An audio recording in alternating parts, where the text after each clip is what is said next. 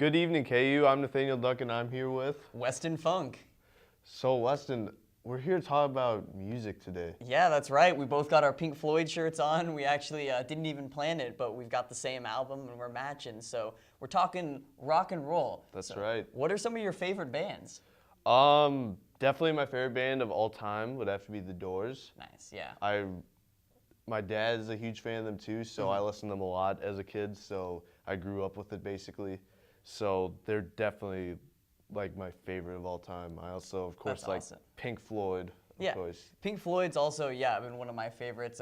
My dad has always taken me to see live shows, and he actually recently saw Roger Waters at the Sprint Center. So that's really cool too. But Jim Morrison too was a very distinctive voice for the Doors, and that has always been like big in my family. So we've always like listened to him and like that kind of style. And I remember like when I was younger that my brother like used to collect like Rolling Stone magazines and stuff, and seeing that picture of Jim Morrison like on the cover always like stuck out to me as like a famous like headlining magazine. But some of my other like favorites are like the Eagles. I really like the Eagles. The Eagles are good. Yeah, Hotel California is another fantastic album. Are there any tracks that you really like by them? Hotel California, of course. New Kid in Town. For sure. Pretty Maids on the Road, which is Joe Walsh. Life in the Fast Lane. It's super awesome. I've actually seen a group that has done the whole album like live from like first note to last note of the whole thing. So that was really cool to see. But of course, I mean, they do tour sometimes, but they're not always like around anymore because, you know, they have disagreements and whatnot. But it would be really cool to see them someday. Yeah, no, that would be super awesome. A band that I have seen is actually AC/DC at the Sprint Center, and that was when I was in 6th grade. I don't even remember. I think it was the Rock and Roll Train album tour.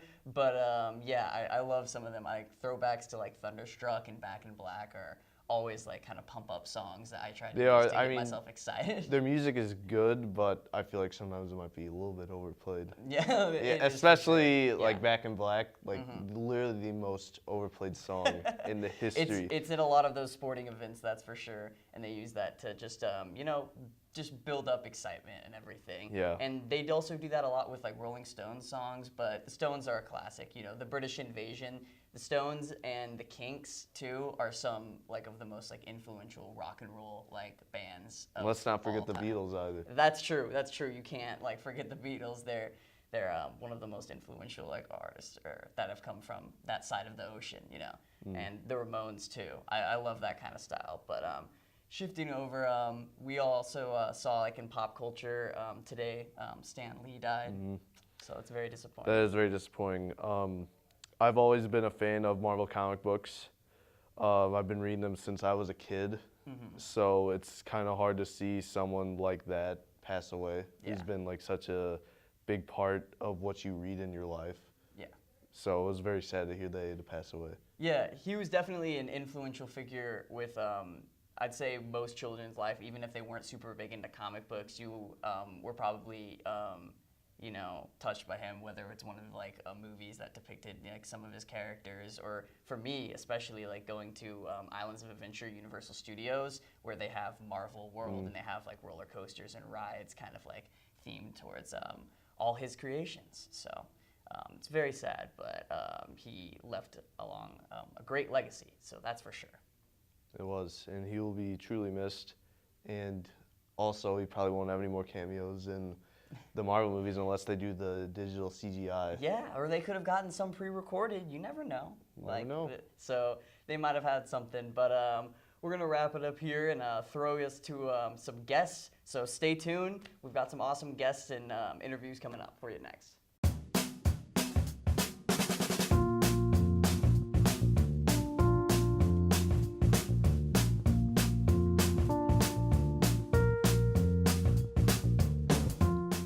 Shop local in the heart of the city, you support the people that make our community thrive.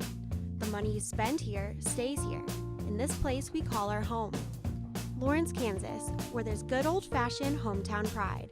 Eat local, drink local, shop local.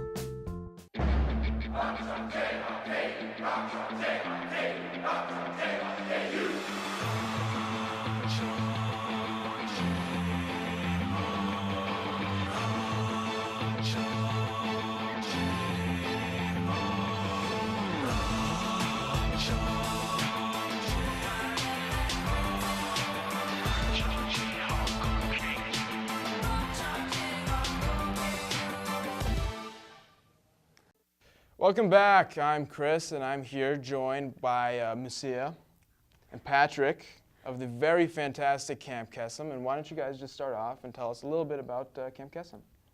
Well, we started here, or the KU chapter anyways, back in 2014. Okay. So we've been here for about 4 years.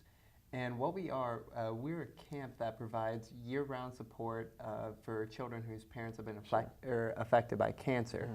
And then, of course, we also have a summer camp for them right after the school year ends. Okay, and would you say that you're trying to expand it to a whole year thing, or is it just more of a summer camp thing? So in the beginning here at KU, we didn't really have the infrastructure just yet to provide really great year-round support. But we're definitely really getting into providing year-round support for these children. Right now, it's costing us about $1,400 per camper for this support, both in just emotional and kind of fiscal ways. Okay, but how much does it cost the campers actually? So for camp, it's about $500 per camper. So our fundraising goals per counselor are $500 each, and then we, of course, try to surpass that goal. But But of course, it's more about the experience than anything. Yes. And of which, how would you detail the experience? Of being a counselor? A counselor, yeah. Okay. Well, so these kids come in to camp, and a lot of them have been here for the past 4 years. A lot of them are new. And this year was my first summer with Kesem, and for me, it was absolutely awesome. Okay. Our camp's designed to be a week for them to kind of be a kid again and to be able to like hang out and not have to worry about their parents. Right. So it was a really awesome experience for me. Okay. This was also my first year with Kesem. Okay. I kind of just hopped in at the very end or last chance I could to be a counselor. And I didn't really know what to expect. Most other counselors had basically a year of training. Right. And I didn't really know what was going on. Just kind of jumped into it. Yeah, pretty much. I dove on in, and first day of training, didn't know anyone, and by the end of it, I felt like friends with everyone. And Sometimes that's not a bad way to go about it, though, just to kind of just jump right into it. And I feel like you've adapted very well. Oh yeah, there's not a bad soul in Kesem. Right. So what kind of activities do you guys usually get up to at Camp Kesem? It kind of depends on the camp. So last year we were at the 4-H camp over by Junction City. Okay. And they had canoeing, they had horseback riding. Then of course it rained some days, so we did a concert. Sure. We actually had an animal handler come out. Oh wow. And there's some videos with this poor kid. I felt so bad for him, holding a tarantula, and he was so scared. Oh man. Oh man. Okay, so picture this. You have your typical day at Camp Kesem. What goes on? Like, what is the schedule? So we just have like different games, different activities. So we have regular counselors, which is what we work on, and then we have program counselors, are the ones that like really put on the activities, dodgeball, at the pool. It's just like very standard games. Okay. And then we like everyone eats like meals together, but you're in units by age group all day. And then at night is when it kind of gets like a little bit more serious. Like you have cabin chats, and that's when you kind of like debrief for your day, like talk about anything you want to talk about, kind of thing. Okay, and would you say that you have like an overall really good community at Camp Kesem? Yeah, we do. At our camp, we have a 100% retention rate among campers and families. That's fantastic. So we've actually doubled in size every year really? We've been a part of it. Sure.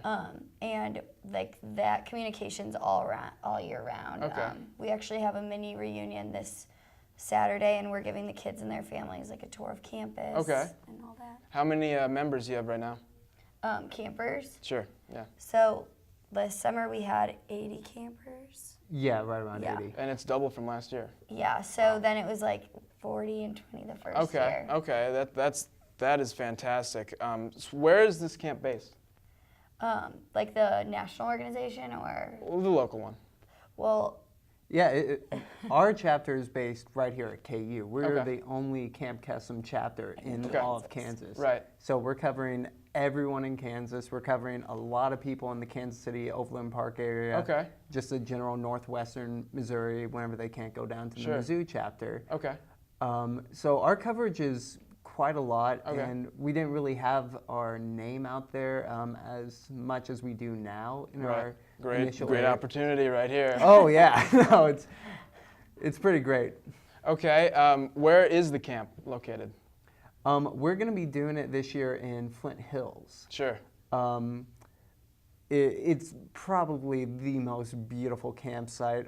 She'd tell you, but it's really nice because it's a lot smaller than our last campsite. Okay.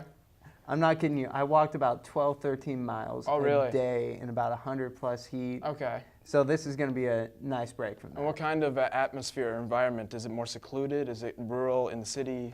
It's definitely a lot more secluded. Okay. I saw pictures of it at night, actually. Okay. And you could see the stars. You could see all Flint Hills. Right. I'm really looking forward to it. Yeah, I'm under the impression you liked what you saw. Oh, yeah. Oh, yeah. That's great. Is there anything else that you'd like to add?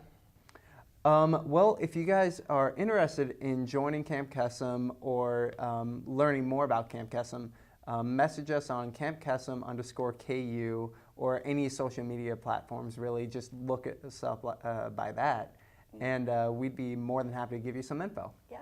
Well, thank you so much for coming. I wish you guys the best of luck in your future endeavors, and that's it. We will be back with the news. Thank you very much. For students searching for a way to stay active in an outdoorsy way, the City of Lawrence has bike trails running in every direction, and with the new bike share program, we can stay in shape as we tour the sights of our beautiful city. Clinton Lake is only a short 30-minute bike ride away from Daisy Hill and has the most incredible sunset location in all of Lawrence. Walking campus may give you the KU calves, but biking can give you the KU thighs. Bike Lawrence today. Back, I'm Dean. This is your Monday Good Evening KU News Update. The deadly California fires grew overnight, and the death toll is now at 29 people. Fires in both the northern and southern part of the state have consumed more than 300 square miles and destroyed entire towns. Officials say that more than 4,500 firefighters are battling the fires. President Trump has called the Florida election process massively infected and that there is no way to achieve an honest vote count. Trump went on to say that Republicans Rick Scott and Ron DeSantis should be declared winners in their race. Scott is a candidate for governor, and DeSantis is running for a state representative position. Sears and Kmart are closing another 40 stores across the country in an attempt to save the company. 188 stores were already on the chopping block and will close before the end of the year. None of the new closings are in Kansas or Missouri. In sports, the football team lost another game in the Sunflower Showdown series. K-State recovered a fumble late in the game to preserve a 21-17 victory over the Jayhawks. KU fell to 3-7 overall and 1-6 in the Big 12 Conference. Next up is a trip to Norman to take on Oklahoma on Saturday night in prime time. The volleyball team also lost on Saturday, falling to Texas in 3 sets. The Jayhawks are now 15-8 overall and in 3rd place in the conference at 8-4. KU is a half a game behind Baylor, while Texas leads at 12-1. KU will host K-State on Wednesday at 6:30 p.m. And finally, it was the soccer team that carried the torch for KU athletics this week. The Jayhawks beat St. Louis in the first round of the NCAA tournament. The match went to double overtime before junior Katie McClure found the net with a loose ball in front of the goal. KU will travel to number 3 North Carolina for round 2. Kickoff is at 4 p.m. on Friday. And that'll wrap it up for today's news update. Stay tuned, and Madison will be here to tell us how long this cold spell is going to last. Where you go to college makes a statement about you. This place will become a part of you, your identity for life.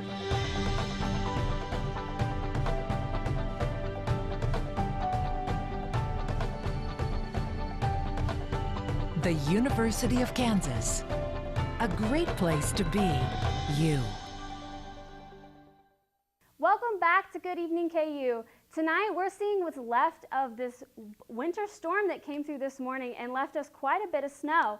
As you can see here, we have a live shot from Riscoe Beach where you can still see some of the ice and snow left from about 10 o'clock this morning. And we're going to continue to see that snow into tomorrow because our temperatures aren't going to get much warmer. Our high today was 31, and that's about as warm as we're going to get for the next few days. The flurries will continue into this evening, so they're kind of still going right now, but we'll probably see the end of them by 6 p.m. Now, we've had this north wind for most of today with some pretty gusty winds as well, and that's another thing that will continue into this week and into tomorrow.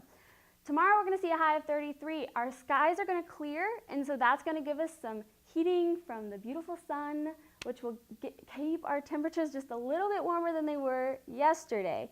We'll continue to see some of that wind, and that wind is going to continue into the rest of the week as well. Now, for our extended forecast, we're going to be seeing frigid temperatures for the entire week. So I hope you have your winter coat here with you. Otherwise, you're going to be in trouble. Into Wednesday, we're going to see highs of 44 and 55 by the time we get to Friday. Into this weekend, we're going to see temperatures cool off again into the 40s and 50s.